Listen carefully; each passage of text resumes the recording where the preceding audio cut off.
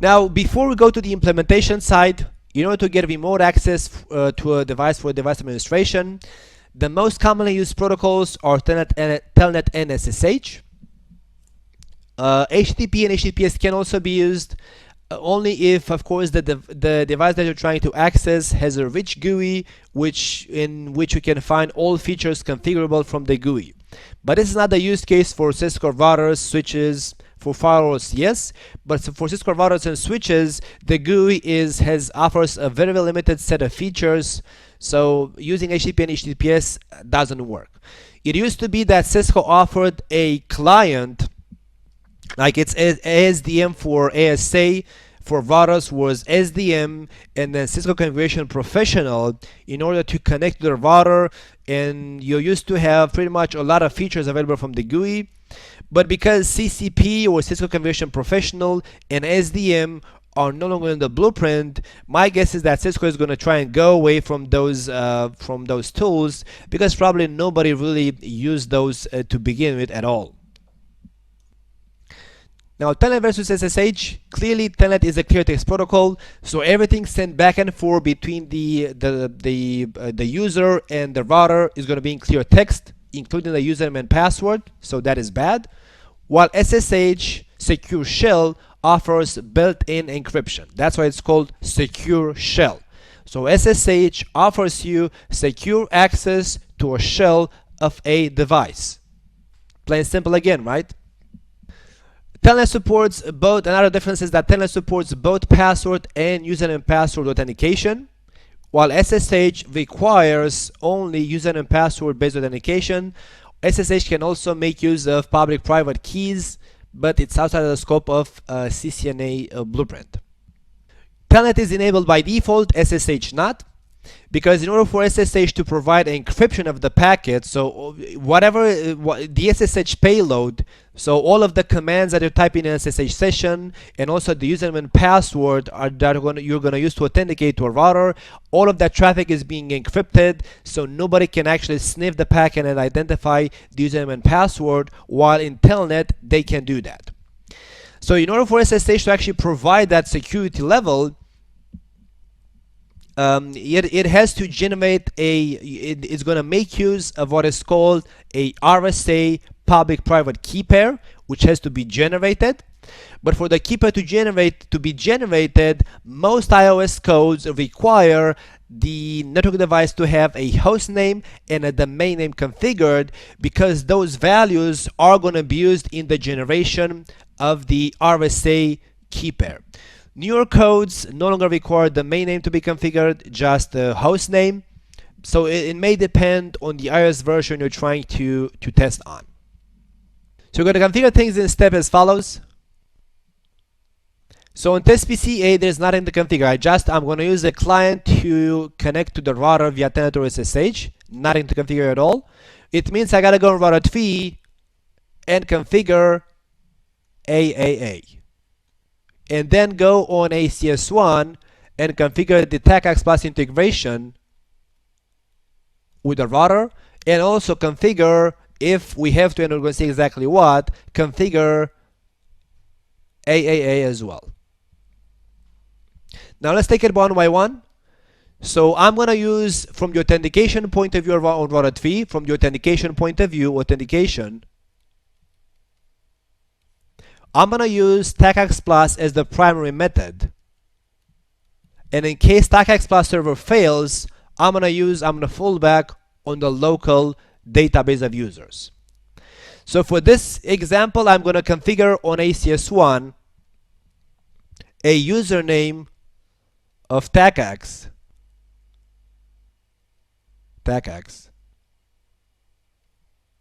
with a password of TACACS, and on router 3 a username of local with a password of local for fallback access. So let's go and just do the authentication part. Let's go on router 3. Let's make sure I can ping the ACS server. Ping, that's going to be an IP address of 172.16.1.100. Ping 172.16.1.100. Okay. So first of all, a new model. Then I'm going to say AAA authentication login. And I'm not going to use the default list because this also applies to the console. I don't want that. I'm going to say login VTI authentication.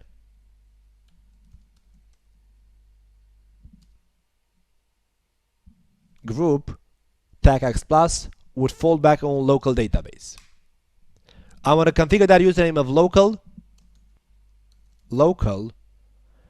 I want to assign him a privilege level of, let's say, 10 and a password of local.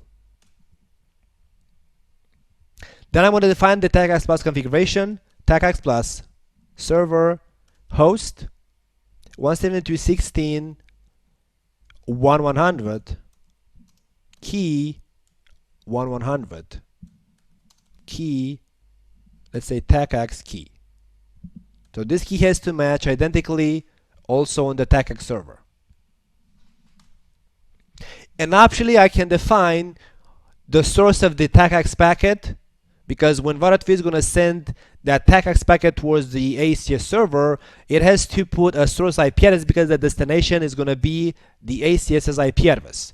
So by default, as routing works, looking at my network, if we say on if we look on VRT and say how can I reach the TACACS server, so do show IP route TACACS server, because it's routable out on this interface, then the router is gonna make use of the IP address of that interface, of the egress interface towards the TACACS server as the source IP address of the TACACS packet. It's gonna make use of this. In certain use cases, because of redundant paths, you may want to configure the router so that it's always gonna source the TACACS packets from a loopback.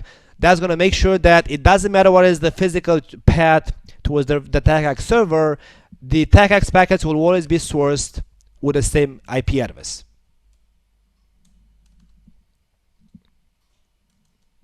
It's important to do this because on the TACACS server, on the ACA server, you're going to define a router tree as an IP address, as a name and IP address, and the IP address has to match with the source IP address that VRT is going to use to generate TACACS packets towards the ACA server.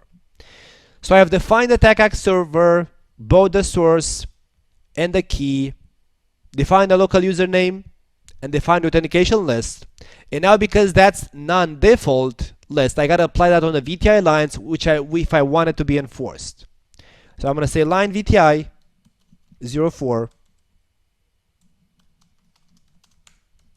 login authentication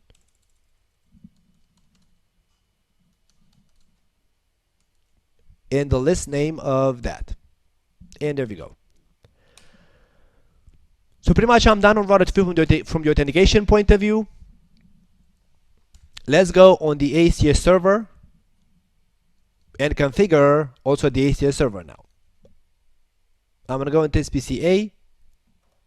Okay, let me view authenticate.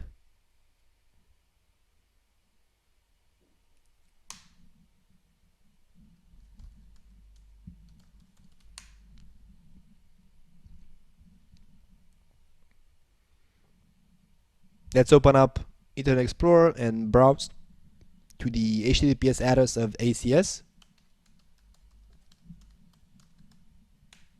Not 3 but 1. While this loads up, there is a question from Alex saying, I can also configure a TACACS server by the command TACACS server name. Is there any difference configuring it this way? Yes, it is. So for example, you have currently three, let me think if it's 2 or 4 methods. So you have the A group and the TACACS server. You have 3 methods to define a TACACS server or a radius server on a router. And based on which way you define the attack server, then you have specific options from the attack server configuration point of view, or you have, let's say, you have better redundancy from the configuration point of view of the attack server. So it depends what you want to achieve. But to answer your question, if there is any difference if you configure attack server by the command attack server name, for what I want to do at this point, only provide basic AAA, there is no difference at all. But of course, if you would want to provide like redundancy at the attack server level via putting those attack servers into groups, because the redundancy is different if you put attack servers into what is called AA groups, rather than defining all of them globally as I did with the attack server command. So it depends what you want to achieve, as I was saying, but for regular AA, like basic AA authentication, accounting, and authorization, each of those methods is going to work. But ideally, you're not going to use this old method, because Cisco is going to go away from this configuration options, because that was the first available option on the devices, the one that I'm using. And of course, there is one more difference, because depending on how you define the attack server, if you look in here on the configuration, if you put in the AA authentication login and then you put in question mark, then when you say group, of course, if you have defined AttackAx or radio server as I did globally, then you're going to put in here group AttackAx plus. But if you have defined the server as you're saying with AttackAx server name command, where that attack server name is going to be called under a AAA server group. So the configuration you're looking for with the attack server name command, it cannot work by itself. You have to call in that identity, that name of the attack server, into a AA group. I'm going to show you in a couple. But either way, if you use that configuration option, then you have to define in here not group attack plus or radius, but group and the name of the group you have defined on your attack server. So there is a difference from the configuration point of view, but from the functional point of view, not really for basic AA configuration. I think I have gone also back and forth with this type of configuration, with the global configuration and AA group specific configuration. I think I have done this in the security bootcamp class. I'm not 100% sure though. So I would love to show you all of those examples, but unfortunately there's no time in a 4 or 5 days class, which is also what a regular Cisco CCNA class is, like a 4 or 5 days. Is not enough time to cover all of the options.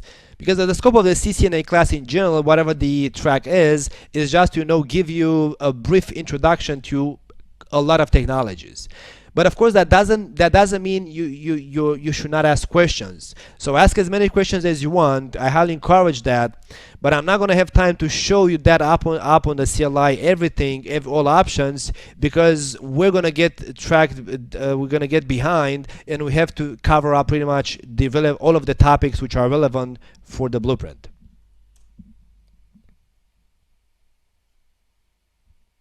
ACS admin and then default 1A.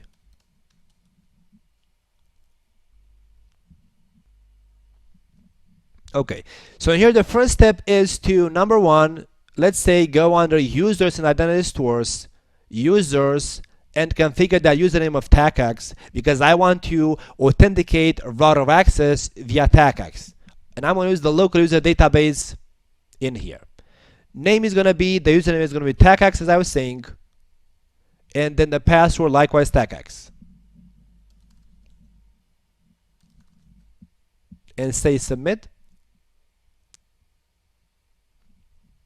Then you go to network resources and you define the configuration of TACAX. You configure ACS to speak TACAX with the router. So it makes sense it's under network resources, because I'm going to put in here a network device or the NAT. So this I'm going to put in here the integration with network devices or network access devices. Create. There's going to be a name of router 3. IP address is going to be, let's see what is the loopback of router 3, because I have configured to source TACACS packets with the loopback address. Do show run interface loopback 0.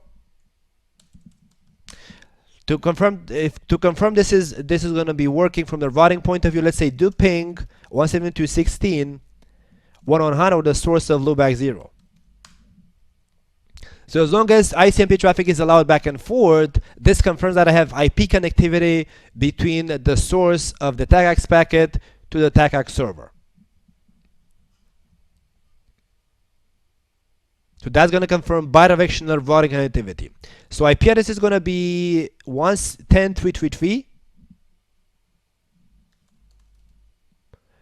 And then it's going to be, this is going to be only for TACACS. I don't care about radius. I'm going to say TACACS. And the share secret was TACACS key. Let's confirm that. Do show run include TACACS.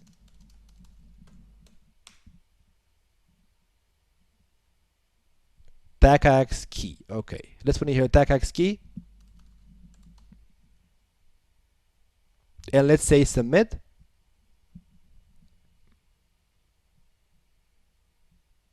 Okay, let's see why this is, looks like it's stuck, the GUI. Let's try to submit again.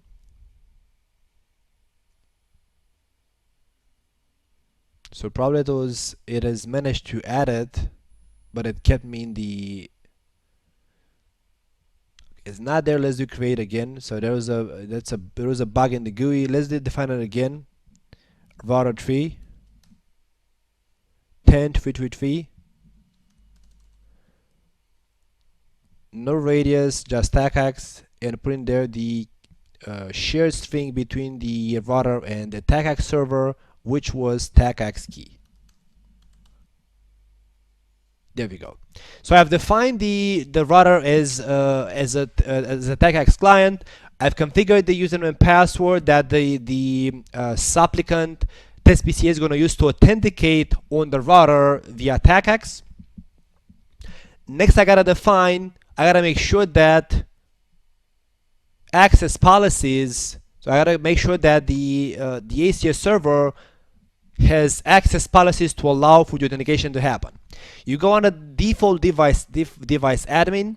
So all TACACS plus requests are going to be parsed as configured in the default device admin. Identity means that I'm going to authenticate any TACACS plus requests against the internal user's database, and that's correct. That's what I want.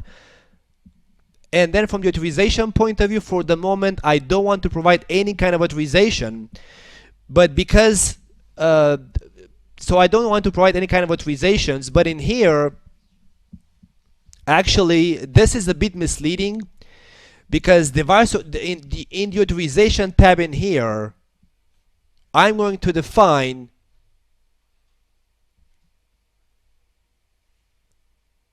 authentication lists.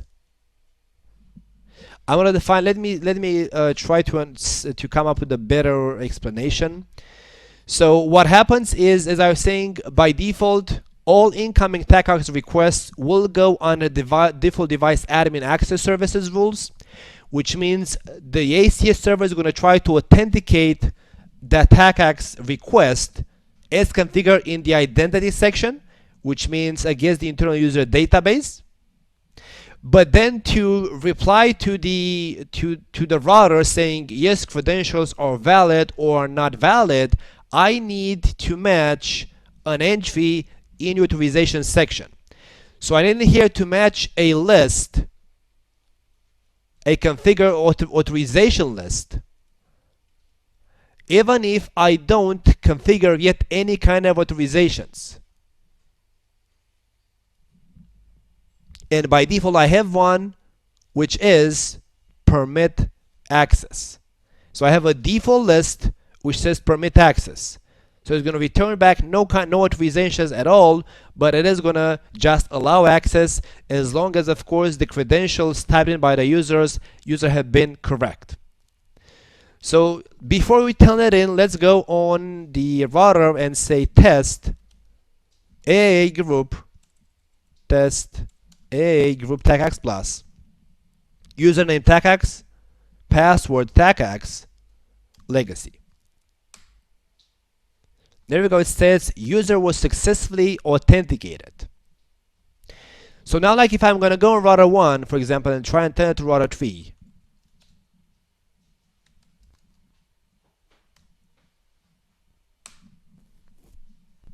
I should be authenticating via the TACAX plus server. TACAX is the user and TACAX is the password.